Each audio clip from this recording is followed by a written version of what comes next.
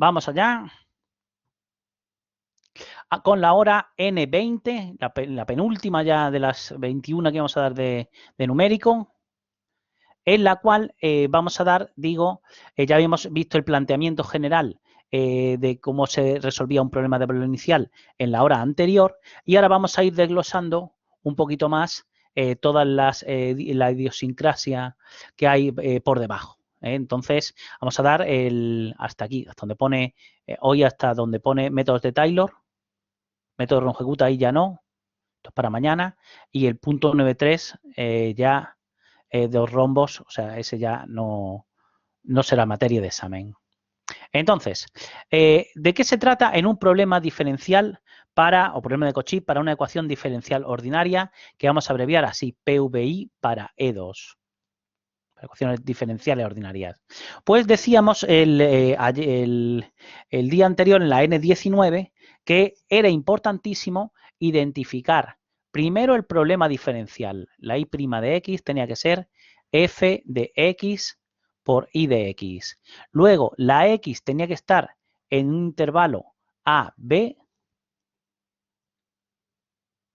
y se llamaba problema de valor inicial porque sabíamos lo que valía la solución en el extremo izquierdo del intervalo y le íbamos a llamar alfa.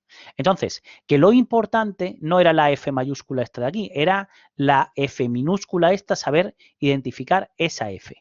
Y para entrenarnos, esa F es una funcioncilla de R por R en R, y para entrenarnos, pues vamos a ir haciendo una serie, el ejercicio 8.10a es el que ya hicimos el otro día, resuelto con la técnica de Euler. Aquí, ¿quién es la F? Aquí, ¿te acuerdas? La F era, la F de XY era el seno de X por Y. El intervalo AB, ves, el A vale 0 y el B vale 5. Y el H dice que el alfa vale 1 y en 0 vale, 3, el alfa vale 3. Y el H, te dice que lo resuelvas con H igual a 1 como hicimos el otro día. ¿Bien? Bien. ¿Cuánto vale, ahora lo necesitaremos, cuánto vale la parcial de F con respecto a Y? La parcial Pues la parcial de F con respecto a Y, la X es constante, pues sería coseno de XY por la parcial de lo de dentro con respecto a Y, que sería el X. ¿Lo ves? ¿Bien? Bien. Y en el segundo de los ejemplos, en el ejercicio 8.10b, que es el que vamos a hacer hoy con la técnica de Euler. Pues como pone I' igual a menos I más X más 1, entonces la F de XY es menos I más X más 1. El A y el B, el 0 y el 1. Y me dicen que I en 0 vale 1, luego me están diciendo que el alfa vale 1, este de aquí, y el H que lo resuelva con un H de 0,1. Y en este caso, ¿cuánto vale la parcial de F con respecto a I? Fíjate, en este caso la parcial de F con respecto a I vale menos 1, es constante, no depende de X, Y, ¿sí? Y en el que haremos el próximo día, el 8.10 apartado C, que lo haremos para ilustrar una técnica de Runge-Kutta, es este. Dice I' igual a X menos Y partido por 2. Pues la F de XY es X menos Y partido por 2. El A vuelve a valer 0, no siempre la vale 0. Aquí lo que pasa es que ha dado esa casualidad. Y el B dice que puede ser o 1 o 10. ¿Vale? El alfa dice que I en 0 vale 2. Ahí va alfa vale 2. Y el H, que lo resuelvas o con 0,5 o con 5. ¿Bien? Bien. Y aquí en este caso, ¿cuánto vale la parcial de F con respecto a Y? Pues menos un medio. También es constante y no depende ni de X ni de Y.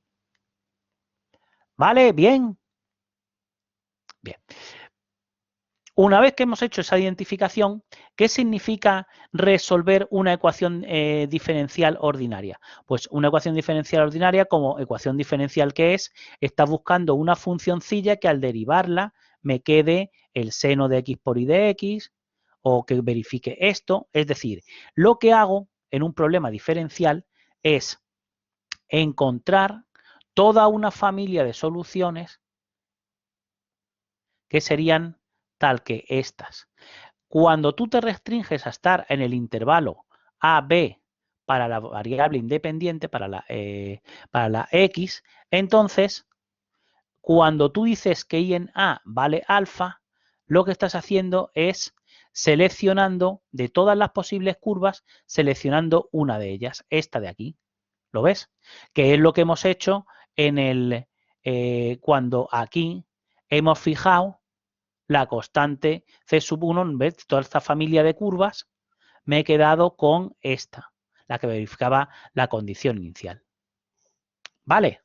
Y date cuenta que el recinto en el que vamos a estudiar la ecuación diferencial es una tira de longitud infinita entre A y B. ¿Lo ves?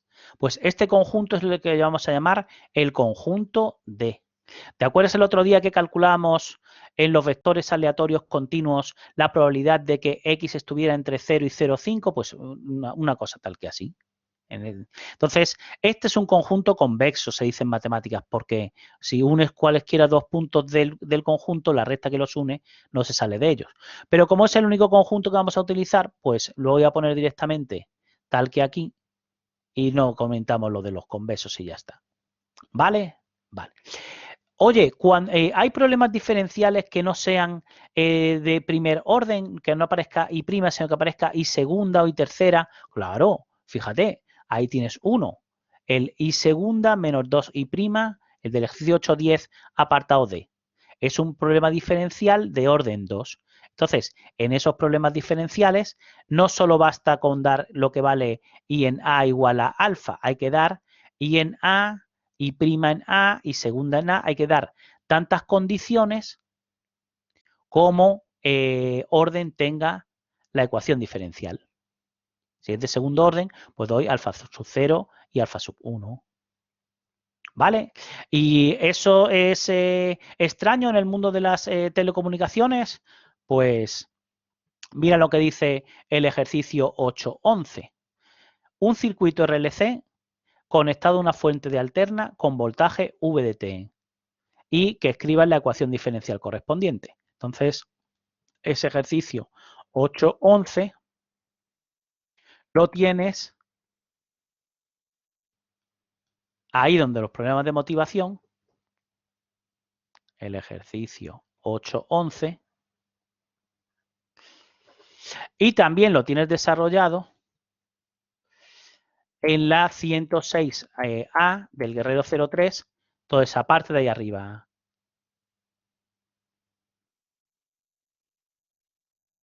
Yo creo que se ve mejor ahí en la 106A en la parte de arriba. Entonces, fíjate, se trata de lo siguiente.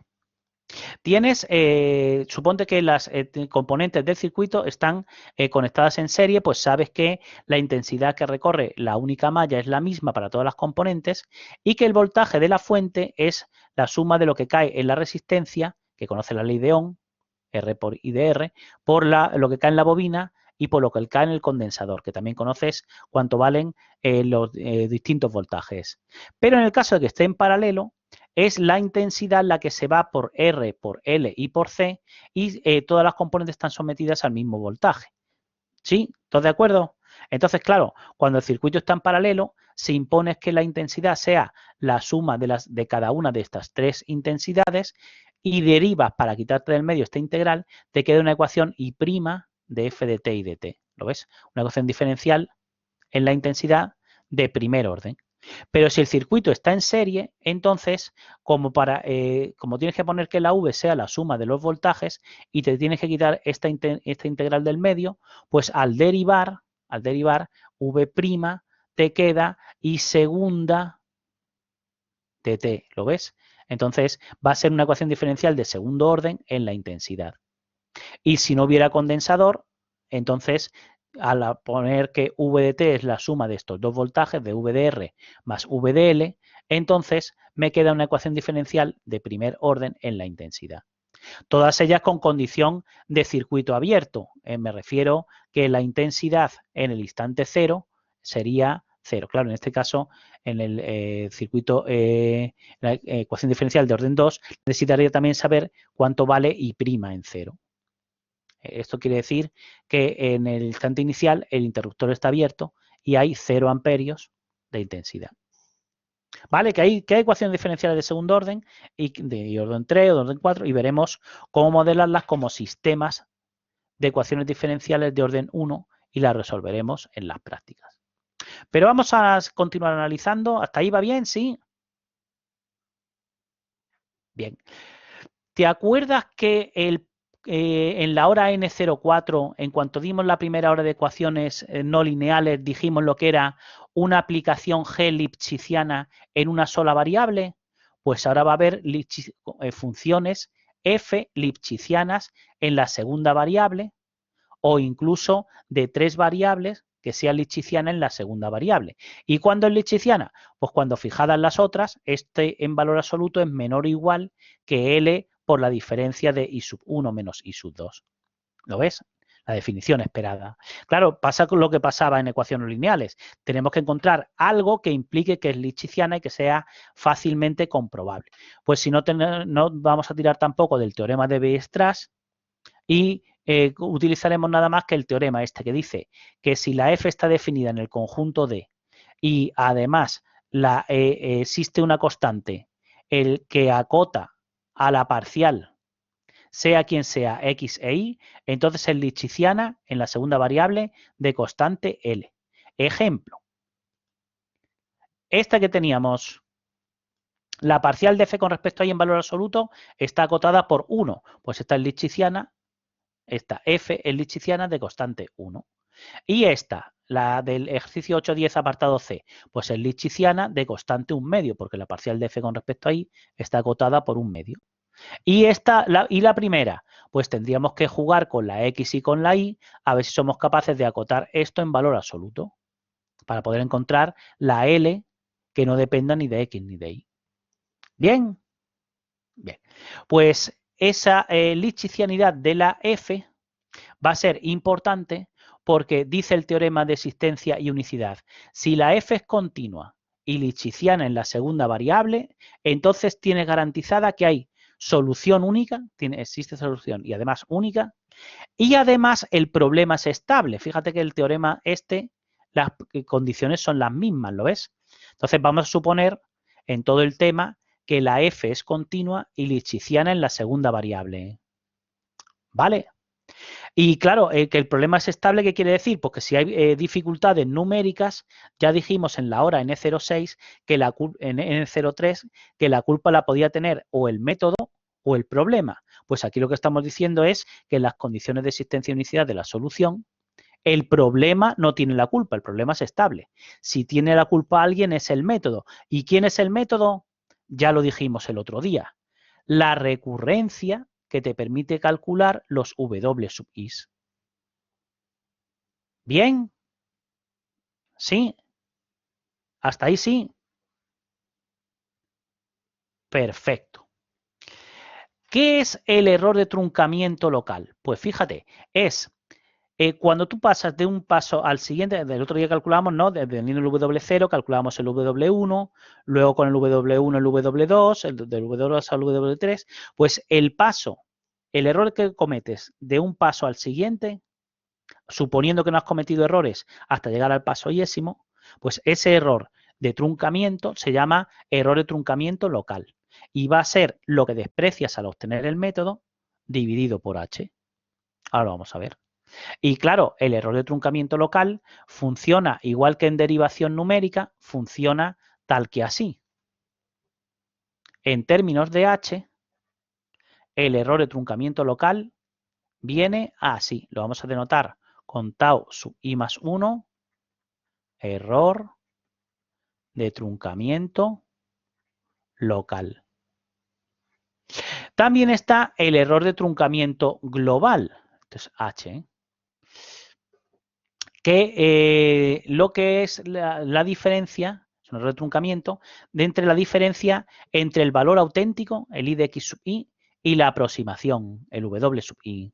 Ya dijimos el otro día, y lo hemos recordado en la hora de antes, que los I de X sub I no los conoces, pero los aproximas por los W sub I. Y que el F sub I era un invento de los matemáticos para escribir menos, era F de X sub I, W sub I. Lo dijimos el otro día, ¿sí? Sí. Pues la diferencia entre el valor auténtico I de X sub I y la aproximación W sub I en valor absoluto es el error de truncamiento global y es el error que refleja el error de truncamiento que llevas acumulado desde el paso inicial. ¿Va? Va. En todas las técnicas iterativas tienes que estudiar consistencia, convergencia y estabilidad. ¿Qué es la consistencia? Pues lo bien que la ecuación en diferencias, que es el método, modela la ecuación diferencial. Es esta parte de aquí. Cuando la ecuación en diferencias tiende a la ecuación diferencial cuando el tamaño de paso tiende a 0. Que no quiere decir que la solución de la ecuación en diferencias tienda a la solución de la ecuación diferencial. Cuando eso pasa, se dice que el método es convergente. Esta era la consistencia y esta era la convergencia, que viene a ser que el límite cuando h tiende a 0 del error de truncamiento global es 0. ¿Va? Va. Pero ves, todo eso que hemos comentado es sobre el error de truncamiento. No hemos dicho nada del error de redondeo. Decimos que un método es estable cuando la ecuación en diferencias, o sea, el método correspondiente, es estable. Antes, cuando veíamos las técnicas multipaso, pues había técnicas débilmente estables, fuertemente estables, inestables, pero ahora como los multipasos no los vemos, solo decimos que es calcular los W en términos no solo del anterior, sino del anterior, de varios pasos atrás, con eso suficiente. Y entonces, ¿qué pasa con el error de redondeo? Pues que puede ocurrir que este alfa del que partes, el W0, que es el alfa este, sea un tercio. Entonces, claro, no tiene los infinitos treses para representar el un tercio. Con lo cual, si ya el valor inicial de W0 se lo representas con un determinado error, puede ocurrir que a través de la recurrencia se te vayan propagando esos errores de redondeo. Aunque no hubiera error de un paso al siguiente por truncamiento. Pues, entonces, ¿qué es lo que tengo que intentar? Pues lo que tengo que intentar es no tomar un H muy chiquitillo para ir muy lento, muy lento, muy lento, avanzando hasta llegar al extremo B. ¿Por qué? Pues porque como es un error de redondeo, el error absoluto de redondeo para I de X sub I, que vendrá acotado en valor absoluto por una cota de error absoluto de I de X sub I, pues que cuando H tiende a 0, esto crece, como pasaba en derivación numérica. Pues entonces lo que puedes hacer es coger el H al revés, coger el H todo lo grande que puedas, ¿no? Para hacer cuando el menor número de evaluaciones posible. Pues el H está limitado a que tiene que estar dentro de la región, cuidado, de estabilidad, se dice, no de convergencia, región de estabilidad absoluta. Y se representa tal que así. La región de estabilidad absoluta limita el H por arriba y es una expresión de este tipo. Vamos a llamarle, en vez de M, vamos a llamarle, para no confundirlo con la cota de la derivada correspondiente, vamos a llamarle M sub H. Estas son las regiones de estabilidad absoluta que vamos a manejar. Entonces, fíjate, el H, por ejemplo, en el primero de los casos, teníamos un H de 1, aquí en el 810 apartado B, teníamos un H de 0,1. ¿Es un buen tamaño de paso el 0,1? Pues este MH, esta MH, dice depende del método utilizado. De hecho, la m de h vale menos 2 en el caso de Euler. Vale menos 2 también cuando tienes un método de run-ejecuta con tantas Ks como orden P igual a 2. Método de 2K en el que el orden sea 2, pues también vale menos 2. Y en el método de run-ejecuta que habíamos visto en el ejercicio anterior para el Q igual a P igual a 3, el M sub H es menos 2,51. Entonces, lo que voy a hacer es, como lo voy a resolver el del ejercicio, el del apartado B con el método de Euler, tengo que ver qué rango de valores, si este es menos 2, me queda para la H. Pues fíjate, si este es, si la parcial de F con respecto, la parcial de F con respecto a I era menos 1, ¿no? Entonces, el H tiene que estar entre 0 y 2. Si multiplico todo por menos 1, toda la ecuación, y el un H de 0,1, pues está dentro de la región de estabilidad absoluta. Cuanto más cerca esté del extremo superior de la región de estabilidad absoluta, peor, ¿eh? Y este, el del ejercicio 8.10 apartado C, en el que la parcial de F con respecto a I es menos 1/2. Y en el que vamos a resolverlo con una técnica de run-ejecuta de este tipo. Pues tomo de MH menos 2 y ¿qué rango de variación me queda para el H? Pues el H tiene que estar entre 0 y 4. Luego, entonces, si el A, o sea, si el B es 1 y el A es 0, tomo de un H 0,5, 0,5 está entre 0 y 4. Sí, el H 0,5 es un buen tamaño de paso. Sin embargo, con H igual a 5, cuando resuelvo con B igual a 10 y con un H de 5, ¿es un buen tamaño de paso H igual a 5? Pues no, porque no está entre 0 y 4. ¿Vale? ¿Bien? Bien. Y lo que decíamos de las técnicas para obtener métodos de resolución, o sea, formas de obtener las distintas recurrencias, es el ejercicio 8.12 apartado A,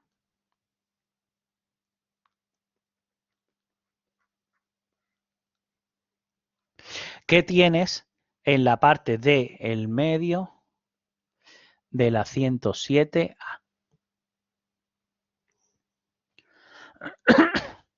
Y el ejercicio, no, 106, es la 106A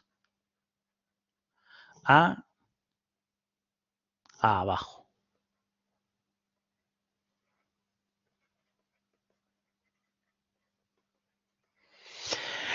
Que es que obtengas el método de Euler haciendo el desarrollo de Taylor de I de X en el valor adecuado y aplicando que I' sabes que es F de X sub I de X sub I y que I de X sub I lo sabes aproximar por los W sub I.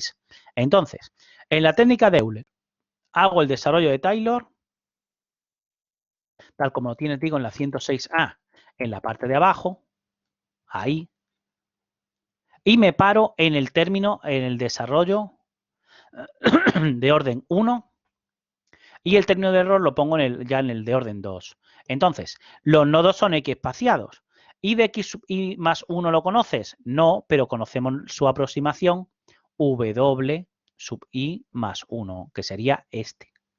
¿Este I de X sub I lo conozco? No, pero conozco su aproximación W sub I. ¿Lo ves?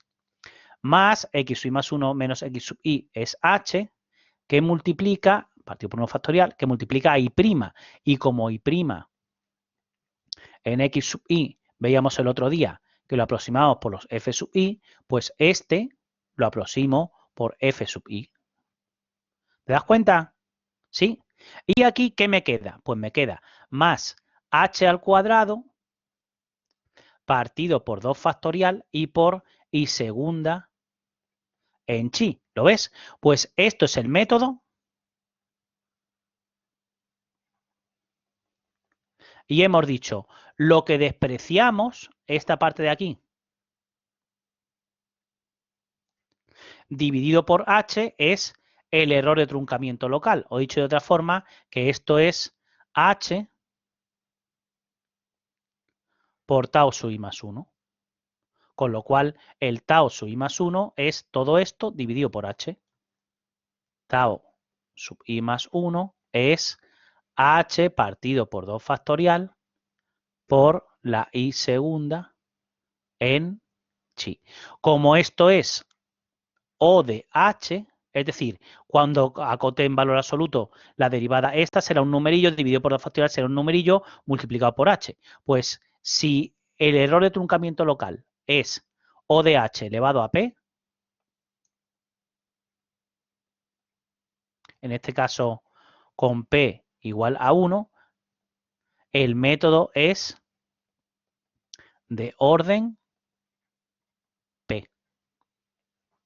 Por eso dice que el método de Euler es un método de orden 1. Y el ejercicio 8.12, apartado D, que tienes en la 107A, en la parte del medio. Pues lo que dice es que hagas lo mismo, pero en vez de parándote con, ahí va, con el orden, en el desarrollo de orden 1, pues que llegues hasta el de orden n y pongas el término del error en el término n más 1. Pues aquí me queda w más 1 igual a w sub i más h por, que multiplica, falta aquí el paréntesis, y prima lo aproximo por la f, y entonces y segunda lo aproximo por f prima, la i tercera por f segunda, ¿lo ves? Me queda, todos son de la forma w sub i más 1 igual a w sub i más h por algo, ¿no? Y esto que desprecio es el error de truncamiento local multiplicado por h. Luego, entonces, date cuenta que en este caso lo que hemos obtenido es que el tau sub i más 1 es todo esto dividido entre h, pues sería del orden de h elevado a n. Es decir,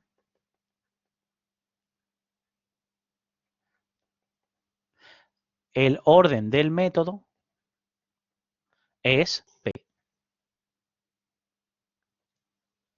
que en este caso coincide con n. ¿Vale? ¿Entendido entonces? ¿Bien? Bien. Claro, la técnica de Taylor se dice de orden n, solamente la voy a, lo que he hecho es obtenerla y simplemente me va a servir para razonar que las técnicas de Runge-Kutta me evitan calcular estas f', pero que no la voy a ilustrar. Los ejemplillos correspondientes a ilustración están perdonados y nos vamos a centrar dentro de las técnicas de Taylor en Euler, que es Taylor de orden 1. Fíjate, hemos dicho, todas las técnicas unipaso responden a este esquema. La función phi va a haber que saberla identificar porque es la que me permite luego estudiar la consistencia, la convergencia y la estabilidad. Entonces, ¿la técnica de Euler es de esta forma? Sí.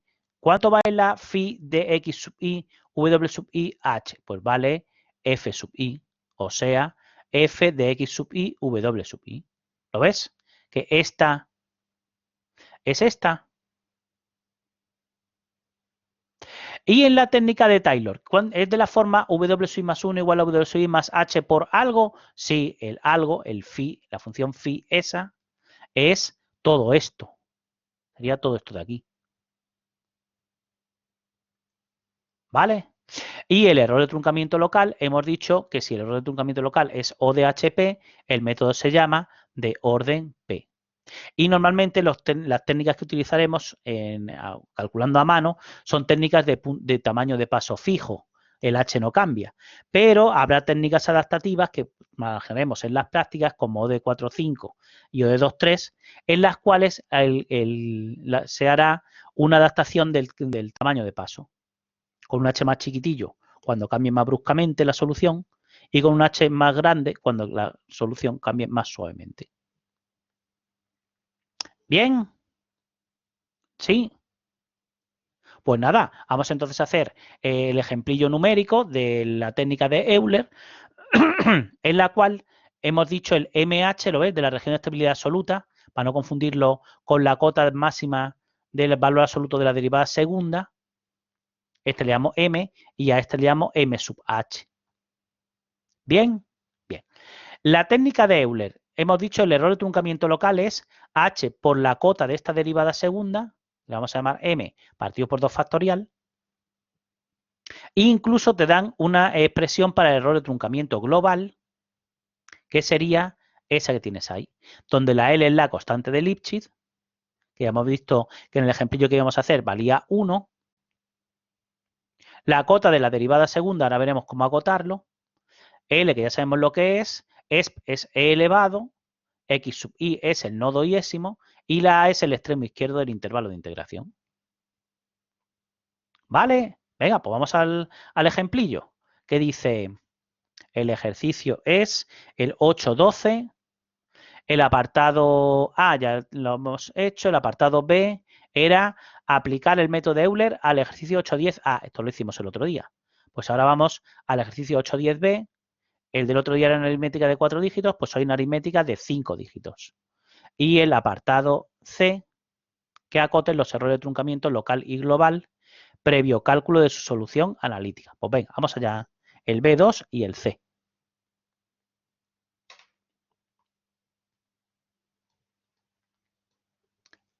El ejercicio 8.12, B2 y C. Bien, ¿de qué es de lo que se trata? Pues hemos dicho el intervalo era el A y B es 0 y 1 y un H de 0,1, que ya hemos visto que era un buen tamaño de paso. Pues entre 0 y 1, con un tamaño de paso de 0,1,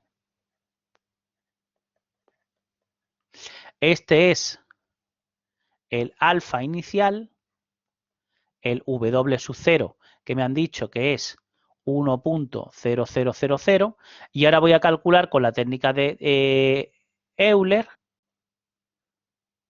el W sub 1. Una vez que tenga el W sub 1, calculo el W sub 2, etcétera, hasta llegar al W sub 10. El W sub 10 va a ser una aproximación de lo que valga la solución analítica en el nodo X sub 10, es decir, una aproximación a I en 1. ¿Vale? Venga, pues coge tu calculadora favorita. Hacemos aritmética de 5 dígitos, Shift Setup, Line IO, Shift Setup, el 7, aritmética de 5 dígitos. Y habíamos dicho que aquí lo que metíamos era la recurrencia de Euler, esa de ahí. O sea, I más el H por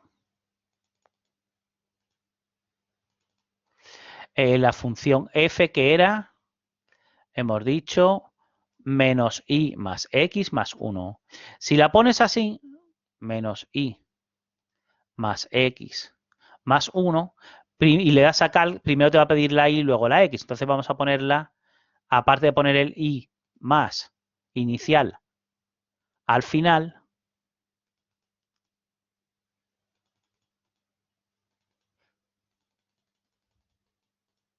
lo vamos a poner, digo, tal que así, para mayor comodidad. Bien, entonces le doy a calc con el esquema delante y de x me está pidiendo el x sub 0, que es 0, y el w sub 0, que es 1, y entonces el w sub 1 también vale 1. En la 106b, en la parte de abajo lo tienes. 106b en la parte de abajo. Ya hemos calculado el W1. Vamos a calcular el W2. ¿Qué tengo que hacer? Hemos calculado este. Pues ahora lo que hago es, le doy a calc, me pide el x sub 1, que es 0,1, y el w sub 1, que es ans, y tengo el w2 vale 1.0100, ¿lo ves? Y así vas calculando el 0,2, el w2, el 0,3 y el w3 sería 1.561 y el 0,4 y el W4 me dan un W5, cuidado, de 1.0905, pero si ahora calculas el W6 mediante X5, W5, el W6, cuidado, da 1.1315, ¿eh? Ahí falta un 5 y en el resto también. 0,6, W6, este sería 1.1784, el 0,7 y W7 es 1.2306, 0,8 y W8, este también le falta una 10 milésima, y el 0,9 y W9 me permite calcular, el último sería el 1.3488. Este sería 1.3488, que es la aproximación, digo, a la solución en 1. Oye, ¿y sabes calcular? ¿Ves que es fácil ver la solución analítica? Pues tengo que resolver la EDLCC, hemos dicho, y prima e igual a menos I, ¿no? Más X más 1. Hay que resolver esa EDLCC. Pues ecuación característica. R más 1 igual a 0. Raíces menos 1. Real simple. Luego entonces e elevado a menos X está en el sistema fundamental de soluciones y entonces la solución general de la homogénea es C sub 1 por E a la menos X. ¿Sí? Y ahora, como aquí tengo un polinomio de grado 1, ensayo para la particular de la completa un polinomio genérico de grado 1. O sea que z' más z, que es a más ax más b, tiene que ser igual a x más 1. Pues entonces la a tiene que valer 1 y a más b tiene que valer 1, luego b vale 0. Luego entonces la solución general de la completa sería la particular de la completa, que sería 1 por x más b, más la general, vamos a ponerlo, la z de x más I mayúscula de X con el teorema de generación de la imagen. Pues entonces me queda X más C sub 1 por E a la menos X. Y ahora impone la condición de valor inicial, que era, me han dicho, I en 0 igual a 1, pues por lo tanto el C sub 1 que me queda vale 1. Y entonces efectivamente la I de X sería X más E a la menos X. ¿Sí? Sí. Oye, y si I de X es X más E a la menos X, ¿cuánto vale I segunda? ¿Qué es lo que tengo que acotar para obtener el valor de la M? Pues como I' sería 1 menos E a la menos X, la I segunda, en este caso, que conozco la ecuación, la solución exacta, pues I segunda sería sería E a la menos X, que como es decreciente en el intervalo 0, 1, el máximo de valor absoluto de I segunda, sabiendo que el chi está entre 0 y 1, es lo que valga en 0, que es 1. Bien, y así puedo obtener la cota de la derivada segunda que me permita obtener una cota del error de truncamiento local y también el error de truncamiento global, porque sabía que la L era 1, la M he calculado y es 1, Y fíjate que entonces la cota en el nodo 10 es 0,05 por E-1. 0,05 por E-1 es 0,09, con lo cual se ha obtenido una cota mucho más pesimista que el error real que habías cometido, que era 0,02. Bien, ¿entendido entonces también este? Muy bien, pues ¿qué hora tenemos? 19:38. ¿Tiempo para alguna duda? ¿Alguna duda rápida? 19:38. O'clock. Pues entonces lo dejamos tal que aquí. Y mañana continuamos ya con la hora N20.